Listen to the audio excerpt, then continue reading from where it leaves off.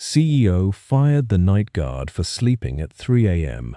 Then camera 12 revealed who he was protecting. Exactly 3:17 in the morning, billionaire hospital owner Adrian Cole found his night guard asleep beside a locked emergency exit. He didn't ask why. He didn't check the cameras. In front of 2 nurses and the entire security team, Adrian tore the guard's badge from his uniform and threw it into the trash. "You had one job," he said coldly. "You'll never work in this city again." The guard, Marcus Reed, slowly stood up. His face was pale. His hands were shaking, but he didn't beg for his job. He only looked through the glass doors at an empty wheelchair sitting in the rain. Then he whispered 6 words. "Check camera 12 before sunrise." Adrian almost walked away, but 20 minutes later, he opened the footage, and when he saw the final 17 seconds, he locked down the entire hospital, called the police, and ran barefoot into the storm. Because Marcus hadn't been sleeping, he had been protecting someone, and the person responsible was still inside the building. Most people at Westbridge Children's Hospital never learned Marcus Reed's name. To the doctors, he was the man who opened the employee entrance before sunrise. To the nurses, he was the quiet guard who always carried an extra blanket. To the executives, he was employee number 417. Marcus worked from 7 in the evening until 7 in the morning. He checked every door twice. He remembered every child's room number. And whenever exhausted parents fell asleep in the waiting area, he lowered the lights and placed a cup of water beside them. No one had asked him to do that. It wasn't written in his job description.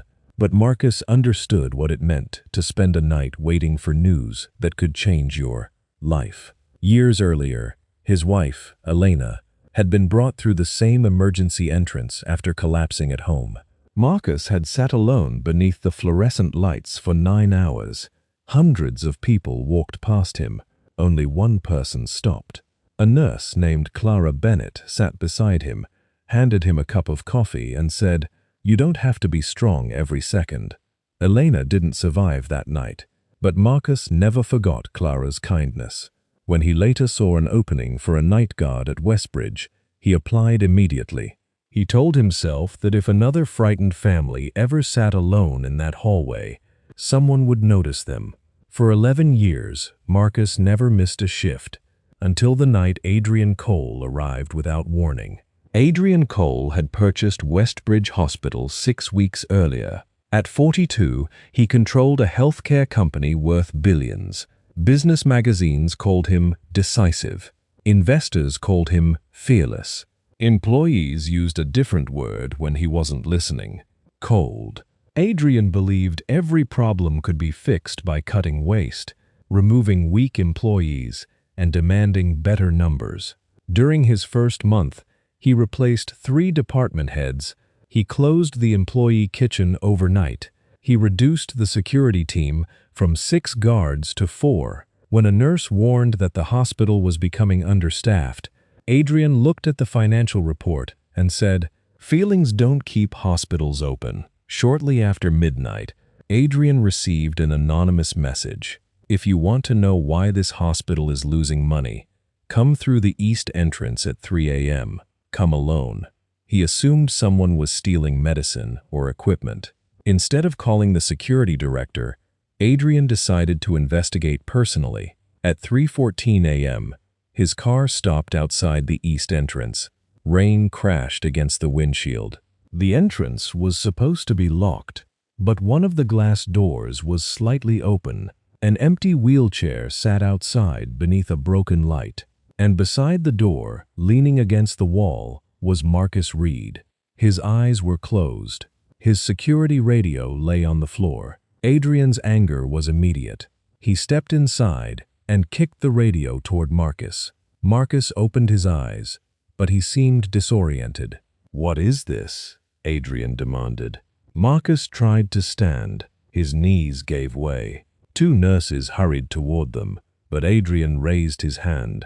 "No, let him explain." Marcus pressed one hand against the wall. "Sir, there's something you need to know. I know exactly what I need to know. You abandoned your position." "No, sir." Camera 12. Adrian grabbed the badge clipped to Marcus's uniform. "You had one job." He ripped it free.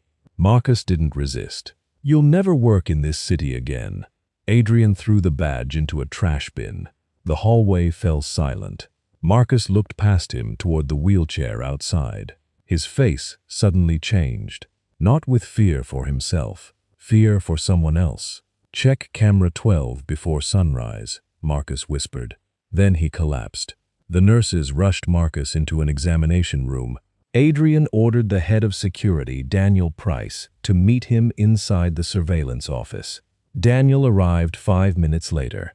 He was a sharply dressed man with perfect hair and a permanent smile. He had managed hospital security for 8 years.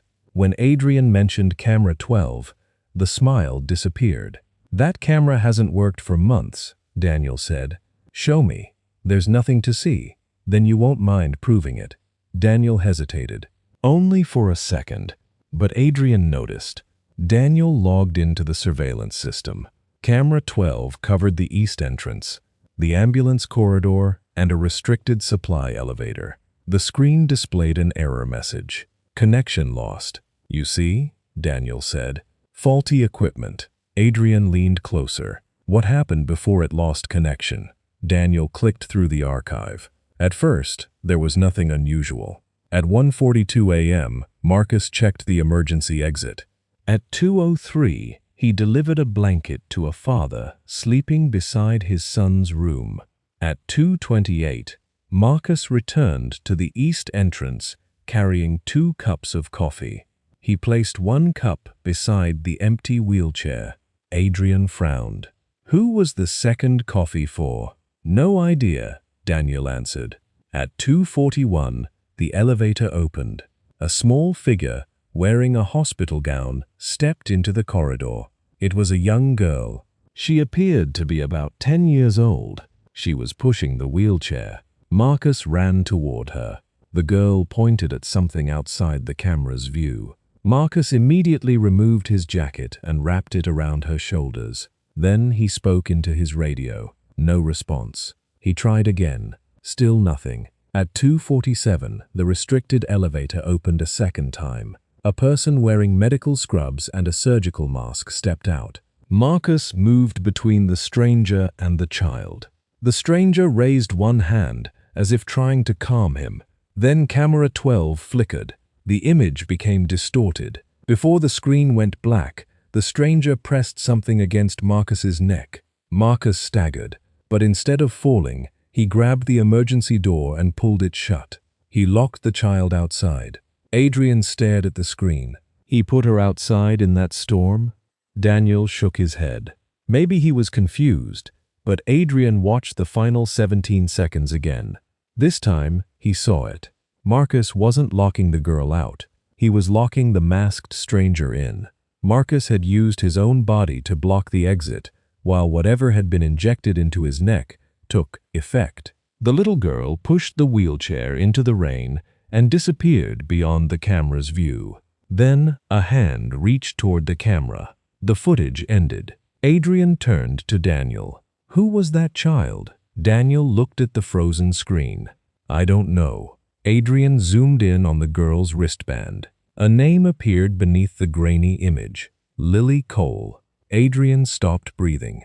Lily was his daughter. 3 years earlier, Lily had been diagnosed with a rare heart condition. Adrian had hidden her identity at the hospital to keep reporters away.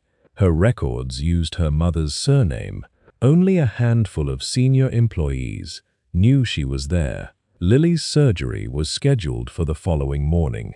Adrian had planned to visit before sunrise. No one outside the executive medical team should have known. Adrian grabbed Daniel by the collar. "Where is my daughter?" Daniel pulled away. "I don't know. You manage every camera and every locked door in this building." "I said I don't know." Adrian reached for the emergency phone. Daniel placed his hand over it. For the first time, the friendly expression vanished from his face. "Before you make that call, you should think carefully." Adrian stared at him. Daniel continued, "If the public finds out that your daughter disappeared from your own hospital, the company's stock will collapse before breakfast." Adrian slowly removed Daniel's hand. "You think I care about the stock? You've cared about nothing else since you arrived." The words struck harder than Adrian expected. From the examination room, a nurse suddenly shouted, "Mr. Cole." Adrian ran into the hallway. Marcus had regained consciousness. A red mark was visible on his neck. His speech was weak. "The elevator," Marcus whispered. "Don't let them use the elevator." "Where is Lily?" Marcus tried to focus. She heard them talking outside her room. She knew someone was coming for her. "Who?" Marcus looked toward Daniel. Daniel stepped back. Marcus lifted one trembling finger. "The man who controls the doors." Daniel ran. Adrian slammed his hand against the lockdown alarm. Steel doors closed across every hospital exit. An announcement echoed through the building. "All personnel remain in position. This is not a drill." Daniel reached the restricted elevator before the doors sealed. Adrian followed him down the corridor. The elevator doors began to close. Marcus's radio slid from Daniel's jacket and fell onto the floor. Adrian saw it. Daniel had taken the radio after disabling the security channel. He had known exactly when camera 12 would fail. Adrian forced his arm between the elevator doors. Daniel struck the emergency stop button. The doors reopened. 2 hospital security officers arrived behind Adrian. Daniel raised both hands. "You don't understand. I wasn't going to hurt the girl." "Then where is she?" "I was hired to retrieve something from her room." "What?" Daniel said nothing. Adrian ordered the guards to search him. Inside Daniel's pocket, they found a flash drive and a syringe, identical to the one used on Marcus. The flash drive contained copies of confidential medical records, thousands of them, names, diagnoses, insurance details, payment histories. Daniel had been selling patient information through a private network. Lily had accidentally heard him discussing the transaction near her room. He couldn't risk letting her identify him. But Daniel hadn't expected Marcus to be there. He also hadn't expected Lily to be brave enough to run. "Where did she go?" Adrian demanded. Daniel looked at the clock. "If she followed the guard's instructions, she's no longer in the hospital." The clock read 3:52 a.m. Sunrise was less than 2 hours away. Marcus pulled himself out of the examination room. A nurse tried to stop him. He refused. "She went to the old ambulance garage," he said. "How do you know?" Marcus looked at Adrian. "Because I taught her where to hide." Marcus had first met Lily 3 weeks earlier. She couldn't sleep after being admitted. Every night she left her room and sat by the east entrance. She liked watching the ambulances arrive because every set of flashing lights meant someone was still fighting to live. Marcus never told her to return to bed. He simply sat nearby. On the 3rd night, Lily asked why he always carried an extra blanket. Marcus told her about Elena. He explained that the loneliest moment of his life had taught him a lesson. A person didn't need to perform a miracle to help someone. Sometimes they only needed to stay. Lily began meeting Marcus at the same time every night. He brought 2 cups, coffee for himself, hot chocolate for her. She told Marcus that her father owned the hospital but rarely visited. "He sends people," she said, "assistants, doctors, gifts. Maybe he doesn't know what to say. He knows what to say in interviews." Marcus didn't criticize Adrian. Instead, he taught Lily a simple emergency plan. If she ever felt unsafe, she should use the service stairs, reach the east entrance, and hide inside the abandoned ambulance garage across the street. "Why would I ever need that?" she asked. "Hopefully, you won't." The night of her disappearance, Lily woke after hearing Daniel outside her room. She recognized his voice. She had seen him disconnecting a camera days earlier. When Daniel entered her room, she was already gone. She ran toward the east entrance. Marcus saw the terror in her eyes. and understood immediately. He told her to go to the garage and wait beneath the old dispatch desk. Then the restricted elevator opened. Daniel appeared. Marcus knew he couldn't fight Daniel and protect Lily at the same time, so he pushed her outside, locked the door, and used his body to keep Daniel away from it. Even after being injected, Marcus stayed upright long enough for Lily to escape. When Adrian found him, the drug had finally overwhelmed him. He hadn't been sleeping. He had been fighting to remain conscious. Adrian ran through the east entrance without waiting for an umbrella. Rain soaked his suit within seconds. The old ambulance garage stood across the hospital parking area. Its windows were broken. The doors were chained shut. Marcus pointed to a narrow opening near the back. Adrian crawled through. "Lily!" Only the storm answered. He searched behind rusted cabinets and overturned equipment. Then he saw the empty wheelchair. It was positioned beneath the old dispatch desk. Marcus had told Lily to leave it there as a signal. Adrian dropped to his knees. "Lily, it's Dad." A small voice came from behind the wall. "What did Mom call me?" Adrian froze. It was the safety question Lily's mother had created before she passed away. No assistant knew the answer. No executive knew. Only Adrian. He moved closer to the wall. "Little comet," he said, "because you never stayed in one place."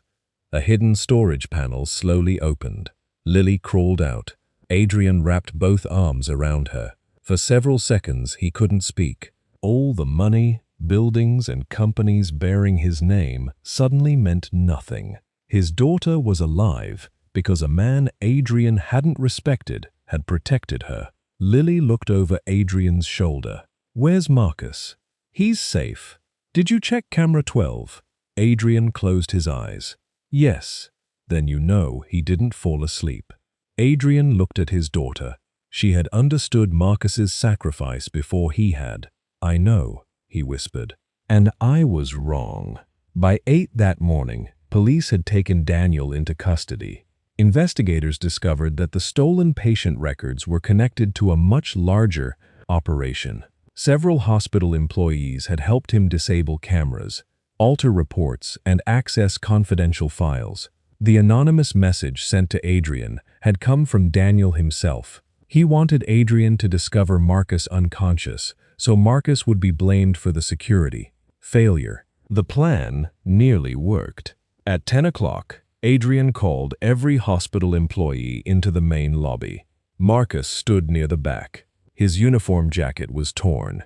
The mark on his neck had darkened. Adrian walked to the center of the room, holding Marcus's badge. Everyone expected another announcement. Instead, Adrian faced Marcus. 3 hours ago, I found this man at the east entrance. The lobby went silent. I saw what I expected to see. An employee failing at his job. Adrian paused. I didn't ask a question. I didn't examine the evidence. I used my authority to humiliate him in front of his colleagues. He looked down at the badge. While I was protecting my reputation, Marcus Reed was protecting my daughter. People turned toward Marcus. Some of the nurses covered their mouths. Adrian continued. I told Marcus he would never work in this city again. He stepped closer. The truth is, if this hospital had 10 more people like him, it wouldn't need an owner like me. Adrian extended the badge, but Marcus didn't take it. I don't want my old job back, he said. A murmur moved through the lobby. Adrian lowered his hand. I understand. No, Marcus replied. I don't think you do. Marcus looked around at the employees. You reduced overnight security. You closed the employee kitchen. You removed counselors from the waiting rooms. You treated compassion like an expense. Adrian said nothing. You want to make this right. Don't reward me. Fix what made this possible. The room became completely still. Adrian looked at the badge in his hand. Then he turned toward the hospital board. Effective immediately. All overnight staffing cuts are reversed. The financial director began to object. Adrian raised his hand. The employee kitchen will reopen tonight. Every camera will be independently inspected. A 24-hour family support center will be built beside the east entrance. He looked at Marcus. "And if he accepts, Marcus Reed will lead the new patient protection department with full authority to report directly to me." Marcus studied Adrian for a long time. "One condition, name it. You spend one full night here every month." Adrian seemed confused. "No assistants," Marcus continued. "No cameras. No private office. You sit in the waiting room and listen." Lily smiled from beside the nurse's station. Adrian finally understood. "Agreed." Marcus took the badge. The lobby erupted in applause. But Marcus didn't smile because hundreds of people were watching. He smiled because one frightened little girl was safe. 1 year later, the east entrance looked completely different. The broken light had been replaced. The abandoned ambulance garage had become a free overnight shelter for families who couldn't serve and afford hotels. The Family Support Center provided meals, blankets, transportation, and counseling at all hours. Above its entrance hung a small plaque. It didn't carry Adrian's name. It read, "The Elena Reed Center. You don't have to be strong every second." Marcus became the hospital's director of patient protection. He still worked nights. He still carried an extra blanket. And every evening at exactly 3:17, he walked past camera 12 and looked directly into the lens. Not because he was afraid, because it reminded him that truth could remain invisible when people only saw what they were expected to see. Adrian kept his promise. Once a month, he removed his expensive watch, silenced his phone, and spent the entire night in the waiting room. He listened to frightened parents. He delivered coffee. He learned employees' names. On the first anniversary of the storm, Lily returned to the east entrance carrying 2 cups. She handed one to Marcus. "Hot chocolate?" he asked. "For me. And mine? Coffee. Too much sugar. Just how you like it." They sat beside the glass doors as rain began tapping against the windows. Lily looked at the framed security badge hanging behind Marcus's desk. "Do you ever wish my dad had checked the camera before firing you?" Marcus thought for a moment. "Yes." Lily looked surprised. Then Marcus smiled. "But sometimes people have to see the worst version of themselves before they decide to become foe." Across the lobby, Adrian was helping an elderly man find his wife's room. No assistants, no photographers, no one watching, except Marcus and camera 12. That night, Adrian believed he had caught a guard sleeping on duty. What he really saw was a man using the last of his strength to keep a promise. Marcus didn't have wealth. He didn't have status. He didn't have a powerful title. But when a frightened child needed someone to stand between her and danger, he remained standing until his body could no longer obey him. And perhaps that is the true measure of a person, not how they behave when everyone important is watching, but what they are willing to sacrifice for someone the world may never know they saved. Because the man everyone thought was sleeping was the only person in the entire hospital who had truly been awake.